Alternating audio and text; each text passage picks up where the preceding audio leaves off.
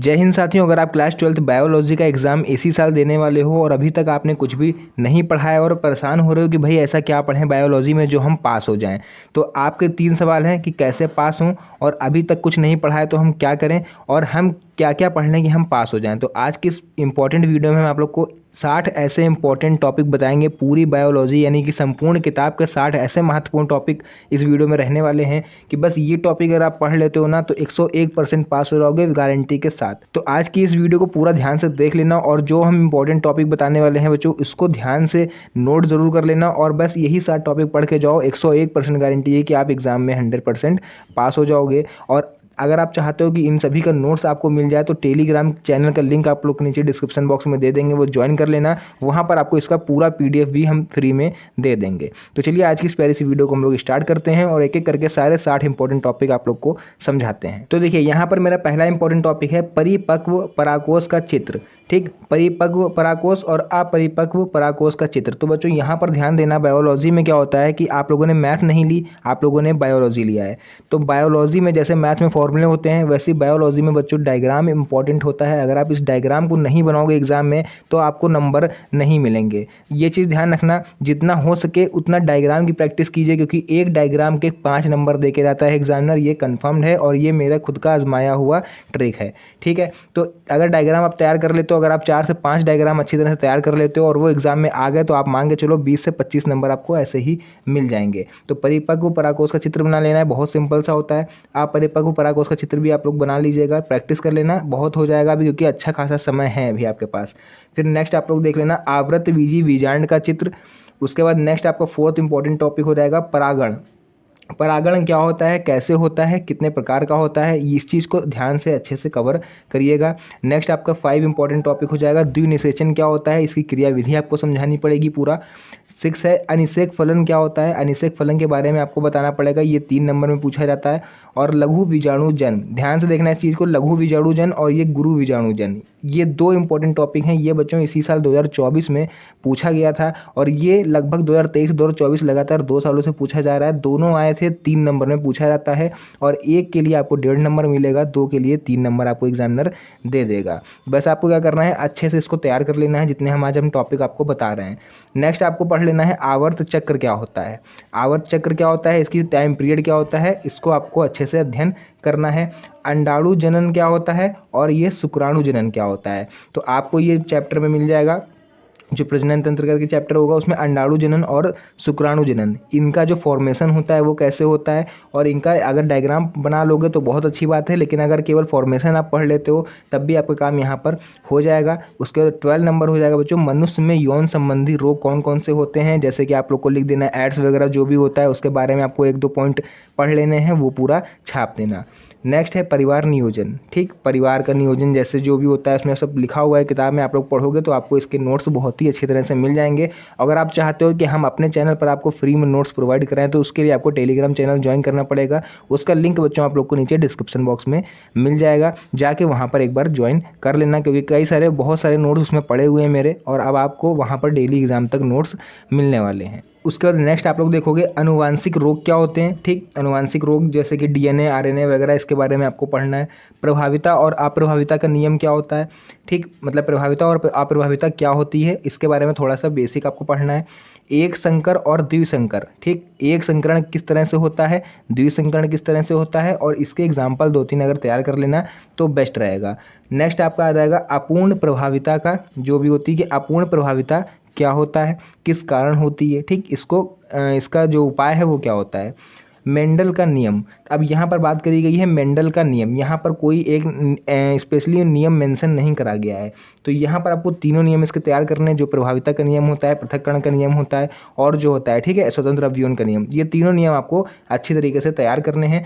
इसका लिंक आप लोग को नीचे डिस्क्रिप्शन में दे देंगे क्योंकि मेंडल के नियम पर हम हाल ही में वीडियो बना के उठे हैं, उसको आप लोग वहाँ से देख के इन तीनों नियम को आसानी से समझ सकते हो। 19 नंबर टॉपिक हो जाएगा मनुष्य में लिंग निर्धारण कैसे होता है, पूरा प्रोसेस आपको बताना है। ठीक, जो भी XY करके जो भी होगा मेंडल का तो वो पूरा आप लोग देख लीजिएगा। जीन क्या होते हैं, ठीक, ये कैसे ट्रांसफ़र होते हैं, मतलब एक चीज़ ये नहीं कि हमने लिख दिया जिन तो आप इसी डिफिनेशन पढ़ लो बस, उससे मिलते जुलते कई टॉपिक आपको कवर करने हैं।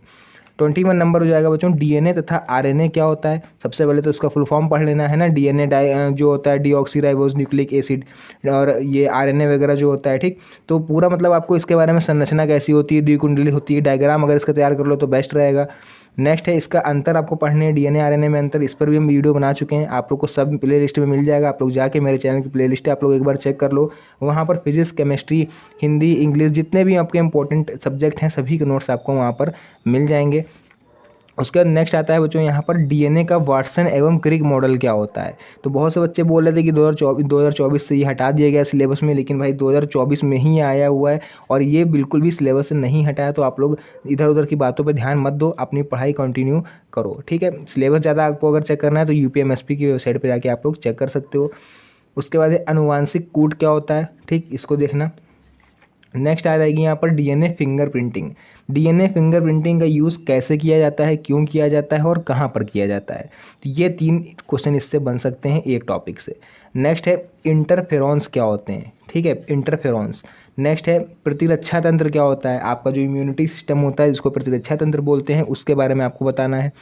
स्टेम कोशिका कौन कौन सी होती हैं। तो ये 28 टॉपिक हमने इस आपको बताया अभी तक। इन 28 टॉपिक में कोई भी टॉपिक अपनी तरफ से मत छोड़ना, क्योंकि हमने ऑलरेडी छोड़ के जो इंपॉर्टेंट है केवल उसी को नोट करा है और 60 क्वेश्चन हमने तैयार करे हैं। तो इसमें से अब आप कोई भी स्किप मत करना कि भाई ये इंटरफेरेंस वगैरह से ये इंपॉर्टेंट नहीं हटाओ, तो ये मत करना, क्योंकि हमने पिछले 4 से 5 सालों के आए हुए पेपर के एनालिसिस से ये हमने तैयार किया है, ठीक है। तो इसमें अपना जो ज़्यादा है वो अपना दिमाग मत यूज़ करिएगा, क्योंकि हमने ऑलरेडी इसमें सब कुछ बनाया हुआ है।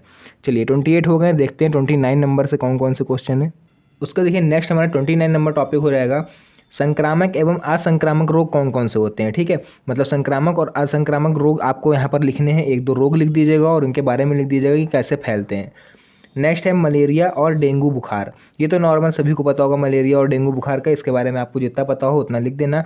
वाहित मल क्या होता है, बायोगैस क्या होती है, जैव प्रौद्योगिकी क्या होती है, ठीक। उसके बाद ये देखिए पीसीआर तथा डीएनए लाइगेज, ठीक, पीसीआर तथा डीएनए लाइगेज, ये इंपॉर्टेंट टॉपिक होने वाला है आपका 2025 में। ध्यान देना, इस बार हो सकता है ये आपको एग्जाम में देखने को मिल जाए। नेक्स्ट है प्लाज्मिड्स किसे कहते हैं, ठीक है, प्लाज्मिड्स देख लीजिएगा। नेक्स्ट उसके बाद आपका आ जाएगा जीनी अभियंत्रिकी। क्या होती है जीनी अभियंत्रिकी, तो उसको एक बार बस देख लेना, ऊपर ऊपर आपको हल्का सा पढ़ लोगे तो आपको इसमें समझ में आ जाएगा सब कुछ। उसके बाद नेक्स्ट देखोगे इंसुलिन। इंसुलिन क्या होता है और ये हमारे कैसे बनता है हमारे शरीर में, ठीक, इसको देख लेना। पारजीनी जंतु कौन कौन से होते हैं, 1-2 जंतुओं के नाम और बाकी इनकी जो क्रियाविधि होती है। बायोपायरेसी क्या होती है, तो ये बायोपायरेसी भी देखिए। क्राई प्रोटीन, ठीक, 40 नंबर टॉपिक था क्राई प्रोटीन। उसका नेक्स्ट 41 नंबर है समष्टि और समुदाय। समष्टि और समुदाय में क्या डिफरेंस होता है, डिफरेंस भी देख लेना और इसकी डिफिनेशन भी। उसका नेक्स्ट 42 नंबर है सहोपकारिता, ठीक, सहोपकारिता, ये भी 2024 में आया हुआ है, तो ये 2025 में आपका आ सकता है। परभक्षी क्या होते हैं, ठीक है, तो परभक्षी जंतुओं के बारे में बच्चों ध्यान से पढ़ना, क्योंकि ये एग्जाम में पूछा जाने वाला टॉपिक है और हर साल पूछा जाता है परभक्षी कौन कौन से जीव होते हैं और इनका काम क्या होता है, मेन काम इनका आपको समझाना है। तो इस तरह से ये 43 टॉपिक्स जो हमारे थे इंपॉर्टेंट वो हमने कवर कर लिए। अभी बचे हुए बाकी के भी टॉपिक हमको देखने हैं, लेकिन अगर अभी तक आपने वीडियो को लाइक नहीं करा है तो वीडियो को लाइक और चैनल पर सब्सक्राइब जरूर कर लेना, क्योंकि ऐसी वीडियो आप लोग को अब डेली एग्जाम तक मिलने वाली हैं और सारे फ्री के नोट्स आप लोग को टेलीग्राम चैनल पर भी हम प्रोवाइड करा देंगे। तो हम इतना आपके लिए कर रहे हैं, तो आप एक काम मेरे लिए कर सकते हो कि जो ब्लैक कलर का सब्सक्राइब बटन दिख रहा है साइड में, इसको भाई ज़रूर प्रेस कर दो एक बार और नोटिफिकेशन पे क्लिक कर देना, मतलब ऑल पे क्लिक कर दीजिएगा, ताकि जैसे हम कोई नई वीडियो डालें आपके पास नोटिफिकेशन चला जाए और आप उस वीडियो को देख पाओ, ठीक। तो चलिए देख लेते हैं अपने और टॉपिक जो बचे हुए हैं। उसका नेक्स्ट देख लीजिए 44 नंबर टॉपिक है स्पर्धा क्या होती है, जिसको हम लोग प्रतिस्पर्धा के नाम से भी जानते हैं। परजीविता क्या होती है, ठीक, सहभोजिता क्या होती है, सहजीवन क्या होता है, अनुकूलन क्या होता है। उसके बाद आपका आ जाएगा मरुद्भिद। तो ये टॉपिक यानी 44 से लेके 49 तक भाई इसको ज़रूर आप लोग तैयार करिएगा, क्योंकि ये आपको 2025 में भाई 100% देखने को मिलेगा। आप इतना विश्वास करो मेरे ऊपर, क्योंकि मेरे कई सालों का पीछे का एक्सपीरियंस है। और आप लोग भी बता दें आप लोग को, क्योंकि मेरे जो ऑफलाइन कोचिंग बच्चे आते हैं उनको भी हम हर साल प्रेडिक्शन देते हैं अपने क्वेश्चनों की, और लगभग 100 की बात करें अगर 100 में से लगभग 75% तक वही क्वेश्चन फंसते हैं। तो आप लोग भी मेरे छोटे भाई बहन की तरह, इसीलिए मैं आप लोग को बता रहे हैं कि ये 44 से लेकर 49 नंबर क्वेश्चन तक ये जो बीच के टॉपिक हैं इनको मत छोड़ना, हर हाल में इनको कवर करना, ठीक है। नेक्स्ट हमारा देखिए 50 नंबर पर्यावरण। पर्यावरण क्या होता है तो नॉर्मली सबको पता है, आप लोग लिख दोगे, हमारे आस पड़ोस जो पाया जाता है ना, इन्वायरमेंट। नेक्स्ट है जैव विविधता क्या होती है, और उसके बाद राष्ट्रीय उद्यान। ठीक, राष्ट्रीय उद्यान आप लोग पढ़ लीजिएगा, और भारत में कौन कौन से हैं वो भी यहाँ पर मेंशन कर देना तो ज़्यादा अच्छा रहेगा। उसके बाद 53 नंबर टॉपिक है तप्त स्थल, यानी कि हॉट स्पॉट क्षेत्र कौन कौन से हैं। उसके बाद बांध परियोजना, फिर आपको देखने को मिलेगा घड़ियाल परियोजना, फिर आपको मिलेगा अभ्यारण्य, रेड डाटा बुक, संकटग्रस्त प्रजातियां इस समय कौन कौन सी हैं, सबके नाम लिख देना। वन्य जीव क्या होते हैं, और जैव विविधता संरक्षण क्या होता है। तो बच्चों इस तरह से आप लोग देख पा रहे हो कि मेरे 60 इंपॉर्टेंट टॉपिक्स फिनिश हो चुके हैं, और हम पहुंच चुके हैं एकदम अपने लास्ट वाले टॉपिक पर। तो इस तरह से हमने ये 60 इंपॉर्टेंट क्वेश्चन आपको बताया। तो अगर आप भी परेशान हो रहे थे बायोलॉजी को लेकर के, तो आज से टेंशन भूल जाओ और इन 60 इंपॉर्टेंट टॉपिक को एक चार्ट पर लिख लो। आपको क्या करना है, बचे हुए 2 से 3 महीने जो भी बचे हुए हैं, पर हमें नहीं पता आप कब इस वीडियो को देख रहे हो, क्योंकि वीडियो नवंबर में बन रही है, आप पता नहीं इसको कब देखो। तो आपके पास अभी भी समय है, आप चाहो तो एक एक चीज़ के छोटे शॉर्ट नोट्स बना के आप पढ़ सकते हो। अगर एक टॉपिक का आपने केवल 4 लाइन के नोट्स बना लिए और वो भी पढ़ लिया ना, जैसे ये तप्त स्थल है, इसका आप लोग 4 लाइन का नोट्स बना लो। नेक्स्ट है बांध परियोजना, उसके भी 4 लाइन के नोट्स बना लो। 4 लाइन करके भी अगर आप नोट्स बना लोगे यार, तो 60 टॉपिक को ज़्यादा नहीं होते हैं, आप चाहो तो अच्छे खासे नंबर इसमें स्कोर कर सकते हो। 100 में से कम 85 प्लस या 80 प्लस तो नंबर इसमें ला ही सकते हो, कोई बड़ी बात नहीं है। तो चलिए अब आज की इस प्यारी इस वीडियो को यहीं पर एंड करते हैं। अगर आपने अभी तक चैनल सब्सक्राइब नहीं करा तो सब्सक्राइब जरूर कर लेना, क्योंकि ऐसी वीडियो आपको मिलने वाली है। तो चलिए आज की इस प्यारी सी वीडियो को यहीं पर एंड करते हैं। मिलते हैं नेक्स्ट वीडियो में एक और अच्छी इंटरेस्टिंग मज़ेदार वीडियो के साथ। तब तक के लिए धन्यवाद। जय हिंद।